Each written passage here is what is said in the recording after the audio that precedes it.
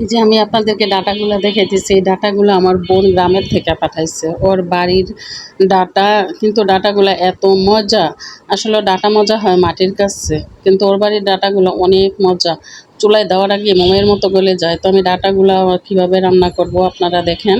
একটু তেল গরম করে তার উপরে কিছু পেঁয়াজ দিয়ে আমি ডাটাগুলো সুন্দর করে বেছে ধুয়ে নিচ্ছি। যে পানিটা ছেঁকে রাখছিলাম, যেন কোনো ডাটা থেকেই তো পানি উঠবে।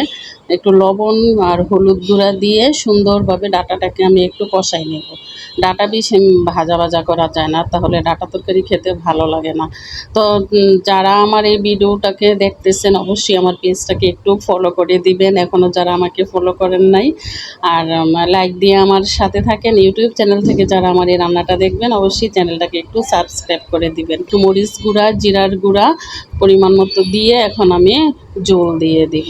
আর এই ডাটাটা রান্না করবো আমি মিডিয়াম সাইজের মাছ দিয়ে, বেশি ছোট মাছও না আবার বড় মাছ দিয়েও। ডাটাটা আমার কাছে মনে হইলো যে একটু ছোট মাছ দিয়ে রান্না করলে খেতে ভালো লাগবে একদম, যেহেতু গ্রামের ডাটা, গ্রাম গ্রাম একটা গন্ধ ভালো লাগে। এই যে দেখেন এখানে আমি কয়েক রকমের মাছ ভেজে নিচ্ছি। এগুলা একসাথে কিনে আনি নাই, কিন্তু বিভিন্ন রকমের মাছ আমি মিশাইয়া তারপরে ভেজে নিচ্ছি। চিংড়ি মাছ আছে, কই মাছ আছে, ট্যাংরা মাছ আছে।